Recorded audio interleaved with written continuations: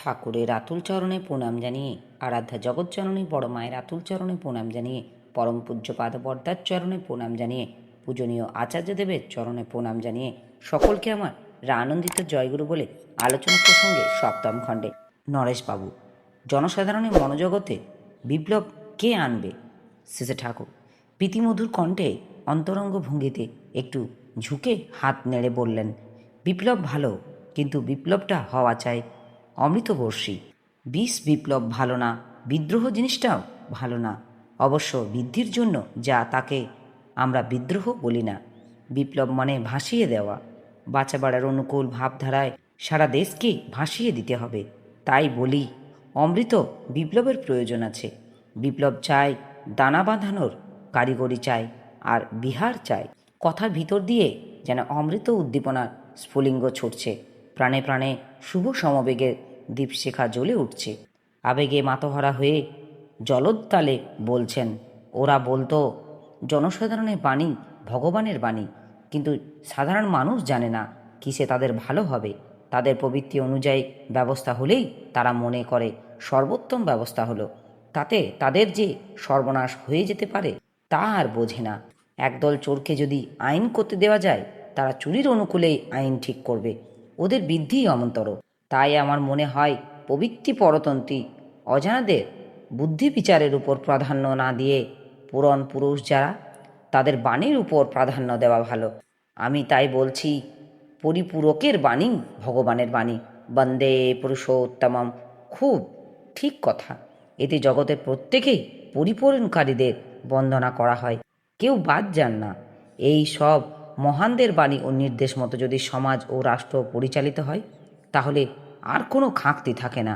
ভগবান বলতে আমরা বুঝি ঐশ্বর্য, বীর্য, যশ, শ্রী, জ্ঞান, বৈরাগ্য, এই ষড়গুণের সমাবেশ যাতে আছে এমনতর মানুষ। বৈরাগ্য না থাকলে, ঐশ্বর্য থাকলে মানুষের ঐশ্বর্যে আবদ্ধ হয়ে পড়ে। আবার ঐশ্বর্য না থেকে বৈরাগ্য থাকলে সে বৈরাগ্য হয় নিষ্প্রভ। ষড়গুণের সুসমাবেশের ভিতর দিয়ে মানুষ পূর্ণতায় স্পর্শী হয়ে ওঠে, অর্থাৎ ওতে করে পরিবেশসহ ব্যষ্টির বাঁচা বাড়ার পথ অবাধ হয়। তাই অমন্তর সমাবেশ যাদের ভিতর, তাদের আমরা যুগে যুগে ভগবান বলে পুজো করি। বলি ভগবান রামচন্দ্র, ভগবান শ্রীকৃষ্ণ, ভগবান বুদ্ধ, ভগবান মনু, ভগবান রামকৃষ্ণ প্রমুখ। শুনেছি ভগবান হয়েছে মঙ্গল থেকে। শিব যা, ভগবানও তাই। ভগবানের অবতার মানে মঙ্গলের অবতরণ। জাতির উন্নতি যদি চাই, তবে মূর্ত মঙ্গল যিনি, তার শরণাপন্ন হতে হবে। নরেশবাবু, বস্তুতন্ত্রবাদীরা বলে জগতের বস্তু গতি ছাড়া আর কিছু নেই। শেষে ঠাকুর, আমার মনে হয় এ কথা বলা ভালো। শক্তি কেন্দ্রীকরণ বস্তু, শক্তির সাথে আকুতির সম্বন্ধ আছে। নিয়ন্ত্রিত আকুতিতেই শক্তি। শক্তি আবার কখনো ঘনীভূত হয়, কখনো বিক্ষিপ্ত হয়ে পড়ে। শক্তির বিক্ষেপ যেখানে, সেখানে বস্তুর বাঁচা বাড়া ক্ষুণ্ণ হয়ে ওঠে। যা কিছু বস্তু সবই জীবন্ত বলে মনে হয়। যখন তার মধ্যে শক্তির অল্পতা ঘটে, তখন তা মৃত্যুর কবলে পড়ে যায়। ধরো পাহাড় একটা জড় হলেও জীবন্ত। কতগুলি পাহাড় আছে সেগুলি বাড়ে, তার মানে সেগুলি জীবন্ত। আবার অনেকগুলি পাহাড় আছে সেগুলি বাড়ে না, স্থবিরের মতো পড়ে থাকে, তাদের বলে মৃত। যেমন বিন্ধ্যাচল শুনেছি মৃত পাহাড়। নরেশবাবু, আদিম অবস্থায় সব কি শক্তি? শেষে ঠাকুর, সবই শক্তি। তাই বলে আত্মা যা চলে। আধ্যাত্মিক মানুষ বলতে বুঝি সেই মানুষ যার আদর্শ আছে এবং আদর্শকে পরিপূরণ করার জন্য সক্রিয় চলন আছে। আধ্যাত্মিকতা ছাড়া মানুষ উন্নতি লাভ করতে পারে না। নরেশবাবু, রুশ জাতির উন্নতি কি করে হচ্ছে? শেষে ঠাকুর, মার্কস, লেনিন, স্টালিন ইত্যাদিকে অবলম্বন করে তারা যে চলনায় চলছে, তাও এক এক রকমের আধ্যাত্মিকতা। যাকে অবলম্বন করে চলব, তিনি যত উন্নত হবেন এবং তার প্রতি নিষ্ঠা যত পাকা হবে, উন্নতিও হবে সেই মাত্রায়, সেই ধাঁচে। আত্মপ্রতিষ্ঠার বুদ্ধিতে মানুষ বিফল হয়, ইষ্ট প্রতিষ্ঠার বুদ্ধিতে মানুষ সফল হয়। রামদাসের প্রতি টান থাকায় ধরুন শিবাজি কতখানি প্রতিকূল অবস্থার মধ্যে পড়ে কৃতকার্য হলো, কিন্তু রানা প্রতাপ তার অতখানি স্বদেশপ্রেম শৌর্য বীর্য নিয়েও কৃতকার্য হতে পারল না। তার কারণ কাউকে প্রতিষ্ঠা করার বালাই তার ছিল না। অর্জুন এবং কর্ণের জীবনেও আমরা এই দৃষ্টান্ত দেখতে পাই। আধ্যাত্মিকতার মূল হলো আদর্শকেন্দ্রিক চলন। আবার যে আদর্শকেই অনুসরণ করব, তার যদি আদর্শ না থাকে এবং ওই আদর্শ অনুসরণের ভিতর দিয়ে তিনি যদি সুনিয়ন্ত্রিত না হন, তাহলে কিন্তু শেষ রক্ষা হবে না। নরেশবাবু, তাহলে কি আধ্যাত্মিকতাকে কারণমুখীনতা বলবো? সেজে ঠাকুর, সেই কারণমুখীনতা যদি কোনো ব্যক্তিকে আশ্রয় করে আত্মপ্রকাশ না করে, তবে তা গাণিতিকভাবে সম্ভব হতে পারে, কিন্তু বাস্তবে হয় না। তাই এই বাস্তব মূর্তি চাই। নরেশবাবু সরলভাবে বললেন, আপনাকে অনেক বকাচ্ছি, কিন্তু ভাবছি প্রশ্ন ও সমস্যাগুলি এমন অপূর্ব সমাধান তো আর কোথাও পাবো না, তাই জানবার লোভ সংবরণ করতে পারছি না। সেজে ঠাকুর উৎসাহ দিয়ে বিনয় সহকারে বললেন, আমার খুব ভালো লাগছে, আপনি কোনো সংকোচ করবেন না। আমি তো লেখাপড়া জানি না, পরম পিতা দয়া করে যা দেখাইছেন বুঝাইছেন তার উপর দাঁড়াইয়া দু চার কথা কই। আপনাদের মতো পণ্ডিত লোক কৃতি লোক ধৈর্য ধরে শুনলে প্রসাদ নন্দিত হই। ভাবি আপনাদের মাধ্যমে কথাগুলি হয়তো কাজে রূপ পাবে। নরেশবাবু শেষে ঠাকুরের অহংলে শূন্য এবং সহজ সরল বিনীত ভাব দেখে অভিভূত হয়ে পড়লেন। করজোড়ে বললেন, আমাকে অপরাধী করবেন না। পরে জিজ্ঞাসা করলেন, আধ্যাত্মিকতা তো বস্তু নিরপেক্ষ, এটা আবার বাস্তব হবে কেমন করে? সেজে ঠাকুর, আধ্যাত্মিকতা আমাদের জীবনে যতদিন বাস্তব না হয় ততদিন আর কোনো দাম নেই। আর এটা বাস্তব করে তুলতে গেলে তা বাস্তব হয়ে উঠেছে যার জীবনে, সেই জীবন্ত মানুষটি শরণাপন্ন হতে হবে। তাকে শুধু কল্পনায় ভেবে নিলে হবে না। ক্লেশ হি ধি কতরস্তম ব্যক্ত শক্ত চেতসাম অব্যক্ত হি গতি দুঃখং দেহ বহিউদ্ভবম ব্যাপাতে। নরেশবাবু, কাউকে না ধরেও তো হিটলার কত বড় হয়েছিল। সেজে ঠাকুর, তাই সার্থক নিয়ন্ত্রণ ছিল না।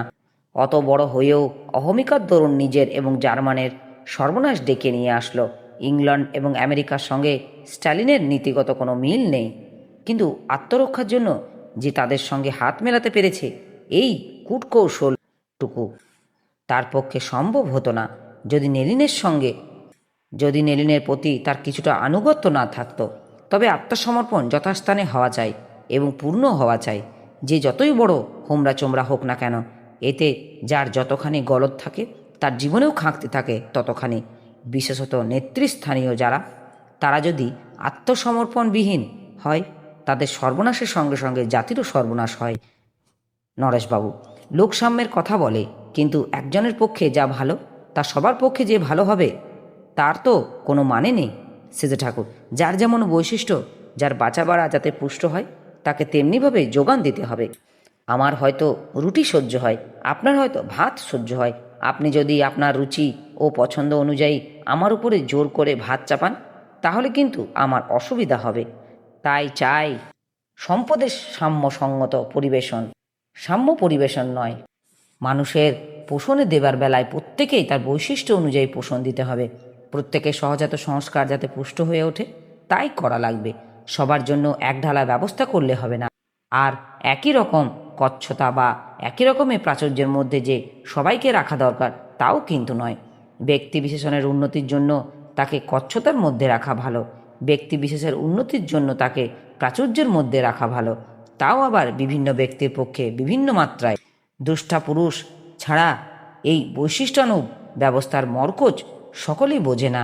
তবে বৈশিষ্ট্যানুগ ব্যবস্থা করার অছিলায় আমরা যদি স্বার্থ সন্দিক্ষু ও হৃদয়হীন হই, তা কিন্তু শয়তানি। আবার অবহিত রকমের সহানুভূতি দেখাতে গিয়ে আমরা অনেক সময় মানুষের ক্ষতি করে থাকি।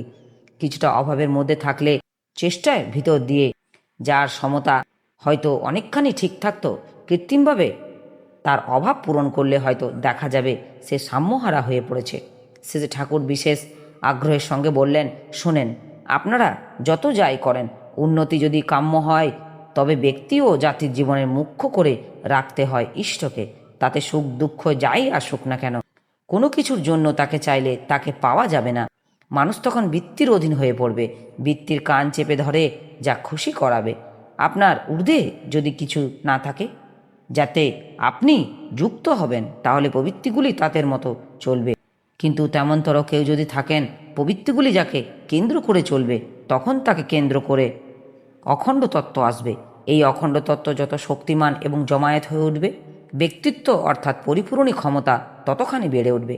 অন্যকে যে যত পরিপূরণ করবে, সে তত পরিপূরিত হবে। আধ্যাত্মিক উন্নতির সঙ্গে সঙ্গে আছে এই সক্রিয় পরিপূরণী আকুতি। ধার্মিক হলে সে সেবাপ্রাণ হবেই, আর সেবাপ্রাণ হলেও তার পিছনে ঐশ্বর্য এসে জুটবে। তাই আমি কই, মানুষ আধ্যাত্মিকভাবে উন্নত হলেও বস্তুতান্ত্রিকভাবেও উন্নত হয়। ভারতের খাঁকতি ফেলে দাও, ভারতের জগতে শীর্ষস্থানীয় হবে এক লহমান ফেলে দিলেই হয়। নরেশবাবু, অহিংসা সম্বন্ধে আপনি কি বললেন? সেজে ঠাকুর, সত্তার প্রতি অহিংস হওয়া মানে হলো সত্তার প্রতিকূল যা তাকে হিংসা করা। যে স্বাস্থ্য চায়, রোগকে তার হিংসা করতেই হবে, আর স্বাস্থ্যের পুষ্টি যাতে হয় তা করা লাগবে। অহিংসা কথাটা অনেকেই নেতিমূলক। আমাদের চাই প্রেম, সেবা, যাতে মানুষ বাঁচে, বাড়ে, ভালো থাকে, উন্নতিমুখর হয়, তাই করা। এই করাগুলির সঙ্গে সঙ্গেই আছে এগুলির পরিপন্থী, যা তা নিরোধ করা, নিরসন করা। কথা হচ্ছে এমন সময়ে একটি জরুরি টেলিগ্রাম আসলো। একজন তার ব্যক্তিগত বিপদের কথা জানিয়েছেন। শ্রী ঠাকুর প্রফুল্লকে বললেন, কালকে ডাকেই ভরসা দিয়ে খুব ভালো করে চিঠি লিখে দিবি, যেন ঘাবড়ে না যায়। শরৎদা প্রশ্ন করলেন, গীতায় রাগ দেশ ত্যাগ করার কথা কেন বলা হয়েছে? শ্রী ঠাকুর, আপনার একমাত্র বুদ্ধি থাকবে ইষ্ট স্বার্থ প্রতিষ্ঠা। কি করণীয় বা করণীয় নয় তা আপনি ঠিক করবেন ওই দৃষ্টিকোণ থেকে। এতে আপনি অনুরাগ এবং বিদ্বেষবশত বিশেষ কোনো দিকে ঢলে পড়বেন না। প্রবৃত্তি আপনাকে ঘুরিয়ে নিয়ে বেড়াতে পারবে, আপনি বরং প্রবৃত্তিগুলিকে ইচ্ছামতো ঘুরিয়ে নিয়ে বেড়াতে পারবেন। কারোর উপর আপনার যদি এমনতর টান থাকে, যে টান আপনার ইষ্টচলনার পথে অন্তরায়, সে টান আপনাকে টেনে রাখতে পারবে না। আবার কারোর উপর যদি আপনার দেশ থাকে এবং সে দেশ যদি এমনতর হয় যা আপনার ইষ্ট কাজে ব্যাঘাত জন্মায়, তবে সে দেশ ত্যাগ করতে আপনার কোনো অসুবিধা হবে না। দরকার হলে সব দ্রোহবুদ্ধি জলাঞ্জলি দিয়ে আপনি তার সঙ্গে বন্ধুর মতো গলাগুলি হয়ে মিশতে পারবেন। তাই বলে এতে যে মানুষ বেকুব হয়, আত্মরক্ষার জন্য যেখানে যতটুকু সাবধানতা অবলম্বন করা দরকার তা করতে পারে না, তা নয়, কিন্তু বরং ভিতরে একটা সমতা থাকে বলে সে ঠিক পায় কোথায় কি করতে হবে, কার সঙ্গে কিভাবে চলতে হবে। এই সমতা না থাকলে মানুষের জীবনে কৃতকার্য হতে পারে না। নিরাশী নির্মম হওয়ার কথা আছে, রাগ দেশ ত্যাগ করার কথা আছে, এর মূলে আছে সর্বতভাবে ইষ্ট স্বার্থ প্রতিষ্ঠাপন্ন হওয়ার কথা। শরৎদা, আমি যদি আমার শত্রুকে আমার অনুকূল করে তুলতে না পারি, সেখানে কি আমার অজ্ঞতার সূচিত হয় না? সেজে ঠাকুর, অনেক সময় জ্ঞান থেকেও শক্তির অভাব থাকে। জ্ঞান কার্যকরী না হয়ে যদি শক্তি না থাকে, এমন কতগুলি লোক আছে, তাদের যতই ভালো করা যাক না কেন, তারা খারাপ ছাড়া করবে না। এক কথায় তারা হলো অকল্যাণ মূর্ত। বিধিবশের তারা বিকল হয়ে যাবে, কারণ আপনি চান সত্তার সংরক্ষণ। তাই সত্তা বিনাশী যারা অথচ নিয়ন্ত্রিত হতে নারাজ, তারা যাতে অন্যের সর্বনাশ করার সুযোগ না পায়, সেই ব্যবস্থা আপনি করবেনই। এখানে আপনার অহিংসার কিন্তু তাকে হিংসা করল। শরৎদা, অনেকে বলেন হিন্দু ধর্ম কোনো ব্যক্তিকে কেন্দ্র করে নয়, এবং এখানেই তার বৈশিষ্ট্য। সেজে ঠাকুর, ও কথা ঠিক বলে মনে হয় না। ঋষি পরম্পরাকে কেন্দ্র করেই হিন্দুদের বিকাশ। নরেশবাবু, গান্ধীজি বলেন হিন্দু ধর্ম নয়, হিন্দু কৃষ্ণ। সেজে ঠাকুর, আর্য ধর্ম কথাটা ঠিক। আর্যদের নিয়ম হলো পূর্বতন মহাপুরুষদের যেমন মানতে হবে, পূর্ববর্তীতেও তেমনি মানতে হবে। কাউকে বাদ দিলে চলবে না, কাউকে ছোট করে কাউকে বড় করলে হবে না। সবার মধ্যে সংগতি সূত্র খুঁজে বের করবে। ধর্ম হলো দ্বিজীকরণ, কিন্তু এক কথা নয়। দ্বিজীকরণের মধ্যে আছে আত্মনিবেদন, আত্ম উৎসর্গ এবং গুরুকরণ। এর ভিতর দিয়ে আসে আভ্যন্তরীণ সংগতি। আভ্যন্তরীণ সংগতি যার আসে, সেই পারে পারিবেশিক সংগতি আনতে। যার নিজের ব্যক্তিত্ব ও ইষ্টায়িত, যে অন্যকে পরে ততখানি ইষ্টায়িত করে তুলতে। বিভিন্ন ব্যক্তি যাদের বৈশিষ্ট্য নিয়ে ইষ্টমুখী হয়, তখন তাদের মধ্যে সংহতি তত সহজ হয়ে ওঠে। সবাই মিলে এক পরিবারের মতো হয়। জীবন্ত প্রেরিত পুরুষের কাছে আত্মসমর্পণের কথা কোনো না কোনোভাবেই সবার মধ্যে আছে। তিনি আটলান্টিকের বুকেই আসেন, হিমালয়ের চূড়ায় থাকুন বা আফ্রিকার জঙ্গলেই বাস করুন, সব জায়গায় থেকে এক কথা।